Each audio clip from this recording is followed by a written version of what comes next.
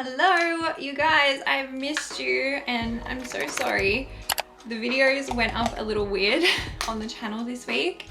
I'm going to end up today, when you're watching this, dropping 2 videos. It's the weekend vlog from last week, this video that I'm filming right now, which is your assumptions about me, and then tomorrow you should have last week's weekly vlog. We should be back to normal scheduling. My routine got a little bit messed up over the week I was away in Byron, and then that weekend I came back, had a lot of like personal events and things that I needed to be at, and it just ate up all my editing time. But we're doing a fun video today. I have seen so many people do these videos on TikTok, and I've seen people even do it on their Instagram story, so I just thought, you know what, I'm going to do it. Why the hell not? Change it up a little bit. Ooh, how did I apply that? Not very good. All right, without any further waiting, I think we need to get into it. Now, these are a mix. Some of them are very, very sweet and lovely. Some of you didn't even want to participate. One of you were like, no, I don't have any assumptions about you. It was really cute. And some are a little bit mean. So I'm just gonna go through what I think will be the best order. Starting with the first one, which is, I assume that you did really well in high school.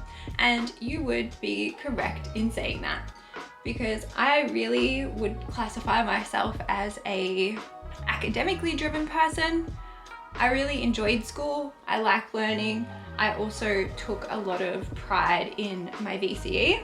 So I'm from Melbourne, and here, well, in Victoria we call it VCE, and you in year 12 or 11 and 12 you do VCE subjects, and that is what kind of combines and gives you your enter score. It was called enter when I was back at high school, which was a long time ago, and now I think it's called ATAR. It might have changed, but that was what I knew it as in more recent times. Anyway, I worked so hard. I worked my ass off in year 12. I worked my ass off actually my whole school career, because I really wanted to get, like, I felt like a high achiever, and I really wanted to make my parents proud, and I really just wanted to get good grades. I was really driven in that aspect. So my enter score ended up being 84, which doesn't really mean anything now and meant nothing in relation to any of the jobs. The uni course that I did, the degree I did, was at La Trobe University, which was Bachelor of Business majoring in marketing, and I think the enter score you needed for that was somewhere in the 70s. So I always knew that I was going to get in, and I was really proud. I was really happy, and feel like that maybe translated into my work ethic and my career, even the way that I'm so diligent with making content and delivering stuff for you guys now. I like to make sure I'm doing my absolute best. I still have that like high achiever running in my blood. Okay, the next one is you don't like cats. And I don't know where this person would get this idea from. Is it because I don't have a cat? Maybe. I like cats. I like all animals. I will tell you though, the thing that doesn't like cats is Franklin. He, not a fan. He just doesn't understand, I guess, what they are.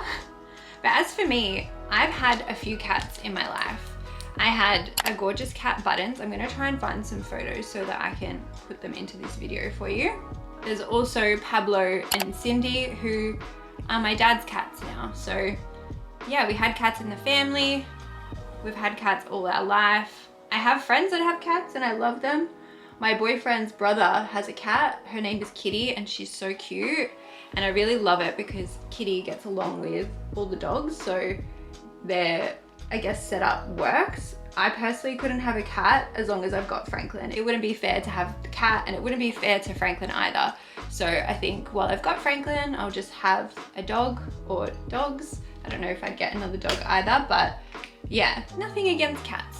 I think they can be just as loving and cute and serve a different purpose if you want an animal that's a bit more independent. I feel like maybe they're not as needy as a dog, but in saying that, I know people that have cats that are pretty much like dogs and behave like dogs, so I think they're super cute. This next one is you're boring. And I reckon you could call me boring, but then I think, is there anything wrong with boring? Do you know what I mean? Am I boring because I think, you know, staying home, hanging out with my dog, watching a movie, doing my skincare is the best thing in the world with my boyfriend? Maybe. But then I also think I do like to have fun, and I do make an effort to have fun and incorporate like play into my life. And there's lots of stuff that I do that I wouldn't think is boring. I don't think my hobbies are boring, and I do them because they make me happy. Definitely, I think people could perceive me as that because I am a bit of a homebody. I am introverted, but I don't think that's a bad thing. Boring is not bad. Routine is not bad. Doing the same thing over and over again is also not bad. Humans work best in routine and structure, and well, not all humans, but I know that I do. So I definitely try to tailor my life to that. So yeah, I guess you could say that I'm boring. And I will say, none of you put in this assumption, but I think I'm pretty funny. I think your girl has got banter, and maybe you don't see that, but you could maybe assume my boredom from what you do see. And I guess that's a reminder with social media, like you're only seeing, as much as you see a lot of my life, and I love sharing things with you guys, you only see like a split moment in time. It's not like the whole 24 hours or the whole week. This one made me giggle. You are in a relationship, ? Yes, I am. I've got a boyfriend. We at the moment are currently trying to find a place to live. It is proving just to be a little bit difficult. The rental market, not as forgiving as it has been in the past. Things that we like are either way over the budget and not even things that we love. Like they're like the okay options. I will say the rents have gone up absolutely everywhere, which is insane. And then there's not that much for us to choose from because we are being a little bit picky. We want something that has a backyard. We want something that has 2 bathrooms. We want something that has good lighting. Is that picky? I don't know. It's showing that. But then again, it's been hard because we made the decision to look for places back in April. Maybe it was even May. No, it was April. It was before we went to South Korea. And then I got really sick. I don't know if you guys remember that. I got sick straight after getting home from South Korea. Then I got bronchitis. Then I took time off. I had really bad mental health. In that time, we weren't really going to inspections. So the search kind of dwindled, but we have been going to inspections over the last, I'm gonna say 4 weeks. I'm going to some on Saturday. We went to one last weekend. If I can go during the week, I go because he's at work, but fingers crossed, that's like the next chapter in our relationship. And I'm really excited because I think living together is just gonna be so much fun. Like imagine living with the love of your life. Bring it on. This next one made me very sad. And I was like, I shouldn't put it in, but then I thought, no, you know what? I should, because it might be a good conversation to have anyway. You don't like your dad after your parents split. That's false. Watching my parents go through their divorce was one of the most difficult things that I ever experienced. And it was really hard. It took such a toll on my mental health. It took such a toll on both of my parents. I also really struggled being older and understanding everything. And absolutely, I will keep my parents' privacy, and I love them both, and I want them to be happy, and I want them to do what's right for them and support them both. I feel like maybe this person is saying that if you think that you don't see him in my content, but I still see him. I still catch up with him. I try to go there as much as I can. It is a little bit harder being, both of us being in different schedules and lines of work. He works really long hours and really long days, which is hard. Father's Day, for example, he was at work all day, and I'll go see him at another time to celebrate that. But I still sent him a present for Father's Day, and I still wanted to, like, I called him first thing in the morning. Like, I still care deeply. This makes me think that maybe you haven't gone through your parents separating or divorce. If you have, I feel for you. It's one of the worst things ever. But I will also say, if you have friends that are going through it, or even cousins that are going through it, be there for them. It is a really hard thing, and one of the things that truly like fucked me right up. But yeah, definitely wrong. This one is kind of cute. I assume that you have a quirky, nerdy side of you that you don't share with socials. And then I was like, again, kind of what is quirky, nerdy? But you could say that. At the moment, what I think I'm doing that is quite nerdy, I play this game And my boyfriend said that he did actually call me a nerd for it. I'll show you the game. I ended up downloading it on the plane back from when we went to Townsville. It's called Block Blast, and it's like Tetris, but not. And you basically have to put the blocks in. Oh wait, that's not gonna do it. Wait, ready? Like, and then he called me a nerd when he saw my high score. He goes, how many times do you play that game? What the hell? And I said, you're just jealous because you can't beat my high score, because I said to him, play it, see what your high score would be. And he died pretty quickly. So maybe you could say that that's nerdy. What else do I think that's nerdy? I'm very analytical. I love lists. I love productivity. Does that make me nerdy? I don't know, but I do feel like I share that side with you guys. I am type A. I love to be organized. I don't think that is nerdy. It's a little spicy. It's like half assumption, half dig. You follow trends just because they're popular. A lot of what you do never feels genuine. And obviously your perception of me and what you see in me is individual to you and your lens and in how you view the world and view everything and take it all in. I'm not going to argue with that. If you think I'm not genuine, that's okay. You definitely don't have to follow me. You definitely don't have to stick around. I believe that I am genuine. I also believe that things are there to be tried. Trying new things is not a bad thing. If you try something new, if you didn't try new things, how would you find more things that you enjoy? And I also think it's twofold. There's parts that I want to try, say new food, for example, because I think, oh, people would like my opinion, or that would be a good organic video to make. The same goes with my podcast. If I think that something is going to make a good episode, say I did an episode on like princess treatment versus bare minimum. I even did an episode recently, which will be out today, called The Great Lock-In, because I saw that trending. So I wanted to speak about that and give my opinion and thoughts on it and why I'm going to be doing it and what that means for me.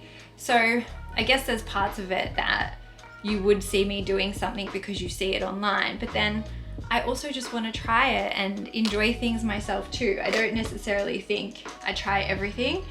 I definitely think I had my own trends initially, whether that was, you know, my Nescafe sachets, my poke bowls, my sandwich rolls. And I never got mad if I saw anyone else doing that. I think that's what the fun of the internet is. But I do want you to know that I do take what I put online very personally and seriously. So if I think that something is not aligned, or if I don't like it and it's actually not me, you will never see it on my page. So just know that if you are seeing something, it's because I do like it, it's because I do want to share it, and it's because I do actually enjoy it. I always forget to do my sprays before my mascara, and then I find if you do mascara, it then runs everywhere and just you get panda eyes. We can't have that. Ooh, you seem too nice, as in someone who can't say no to people. Now, I feel like this can be, again, twofold. I would say that I'm a kind person. I don't know if I would say I try to be a nice person. I try to be a kind person. I think, yes, of course, be nice, have manners, especially in different settings, when you're meeting people, when you're interacting, when, you know, you're at a restaurant and you're ordering with the waiter. Of course, I'm going to be nice. But I also think that my aim is more to be kind. I never want someone to have an interaction with me and then feel like they're worse off. So I do definitely try to be a kind person. The saying no, I've done a lot of work on in therapy, because I was a big people pleaser, especially in my corporate career, especially in my 20s, especially when I was like trying to fit in, trying to find my people. I didn't say no, and that landed me in a lot of weird, uncomfortable, bad situations. So there is some truth to that one. But then I also think if you are someone in my inner circle who I love and who I would do anything for, I'm very, very loyal, right? So I do find it hard to say no to people closest to me. And not that that's a bad thing. I don't think any people close to me take advantage of that, but I am ride or die in that sense. You know, if my sister called me and said, I need X, Y, Z, I'd be like, all right, done, let's do it, whatever you need. Same as my best friend, same as my boyfriend. Like, I really go hard for those closest to me, and they would probably testify to that too, like agree with that. But I have gotten better in saying no to things that don't serve me, whether that is saying no to work I don't want to do, or saying no to plans if I want to just stay home with my dog and my boyfriend, or if I want to say no to, you know, social settings that make me feel uncomfortable or don't make me feel very good. I won't do it. I've gotten a lot better with that with age. Like, time and wisdom has done wonders for me being a non-people pleaser. Oh my gosh, I need to hurry up. The next one is, what is it? You miss your red hair days. Yes, I have followed you for that long. What the hell? Thank you for being here after all that time. That's freaking crazy. Do I miss my red hair days? No. Do I miss the red hair itself? Definitely not. It was so hard to maintain. If you have red hair, you will know. It will go on the back of your shirt. It will go on your pillows. It will go everywhere in the shower. That red shampoo, no joke. Do I miss that era of my life? No, I feel like I love what era I'm in now. I love how old I am. I love who I've become. At that point, I was way more carefree. I didn't think about the consequences of my actions. I was just interested in having fun and not taking life super seriously. And I did that, which was fun at the time, but not a chapter that I want to live in forever. I can look back, honor it, know that it was good while it lasted, and now I'm like, grown, you know? She's grown. This one is really cute. You're an empath and you carry the emotions of everyone around you. I think that is true. I am a deeply, deeply sensitive person, and maybe I also don't give that out on socials, but if I get a, you know, sad question in for the podcast, I'm sad for that listener. If I get sad submissions in my DMs, I'm sad for whoever's sending it to me. I can't tell you how many girls I voice note going through a breakup weekly, just trying to give them a pep talk. The same if you're in my inner circle. I feel like I feel your feels, and I don't think that's a bad thing, but I do think there's like a fine line of, you know, being an empath and having good qualities of empathy, but then also you need to learn how to protect yourself too, which is something I've also done in therapy. I might quickly get changed and we'll answer the rest. I'm just having a really loungy day, so I'm gonna pop on some trackies and this t-shirt. This person says, down to earth, says how it is, great attitude towards life. That's nice to read. Yeah, I want to say that I think I am pretty humble. I feel like I do have a good outlook on life, and I've worked really hard, again, in therapy to get there. So if that comes across, like, I'm really glad that it does. Oh my God, I'm gonna be late. All right, let's quickly, you're good with your money. Yes, but that wasn't always the case. If you go back and listen to a pod ep I did, I think it was last year, I talk about my journey with money. I talk about how I was in a lot of debt, what I did to kind of move through that, which may surprise some people. I feel like as well with that, if you didn't grow up around or being taught how to use money, you can go down like not a bad path, but maybe not the most healthiest path. I did a lot of work with a mortgage broker. She's on the Money podcast. Even getting a financial advisor when I was in corporate to kind of help me sort my stuff out, which has put me in a better position now. So I would definitely recommend going and listening to that episode. My neighbor seems to be pressure washing something. I'm so sorry. This one is, you think about going back to your old career often. And no, that one is not true. I definitely don't. I really loved my job. I will never take it for granted. This job doesn't even feel like a job in a way. So very different from what I used to do. If you don't know what I used to do, I was a business development manager or sales manager. I used to sell to businesses, like B2B sales. So it was very different to this, but I love this community and I love all the opportunities, and I'm forever grateful. So yeah, I'll be doing this for as long as I can. And then last, I wanted to end on this one. I've changed from being very open and disconnected to what made us all relate to you. And do I think I have changed? Yes. Do I think that change is a bad thing? Do I think everyone changes? Change is not a bad thing. Everyone should change and want to evolve and want to grow. Has my content changed? Yeah. I think when I first started, I was going through a breakup. I was heartbroken. I was sad. I was down bad. Obviously, I'm at a very different point in my life now where I'm not dating. I'm in a happy relationship. I'm in a healthy relationship. I keep some of that private. In saying that though, I talk about him a lot on YouTube and on the podcast. It's probably I share less of that maybe on Instagram and TikTok. But what changed? Maybe just like the point of life I'm in. And also, I got a lot of trolling when my parents separated. I got a lot of trolling when I got my rhinoplasty and my breast augmentation. And in a way, I feel like the trolling made me kind of like want to go back into my shell. Again, it was just because I wanted to just like recluse, kind of like a turtle, you know? But I am trying to work through that. That's also kind of why I wanted to do this video. I love being open with you guys. I love sharing my life. I think I am an oversharer and I want to keep sharing with you all. Like I said in this video though, social media is like a small snippet, but I do love this job and I do appreciate all of you. So if you're feeling disconnected from me, again, that is fine. If you're not in the same chapter of your life that I'm in, maybe we don't have that common ground. That's not a bad thing. I don't ever take personally if someone doesn't align with me anymore. My goal is to just find the people that I am aligned with. So if you are here and you're aligned, thank you. If you're not aligned anymore, that's okay. I'm sending peace and love to you too. And thank you for coming on the journey, even if it wasn't forever. But I do hope you enjoyed this video. As I said, there'll be another video dropping, which was last weekend's vlog. So you get 2 videos tonight for your Sunday scaries, and I'll be back in your screens, faces, whatever, tomorrow for the weekly vlog. Bye.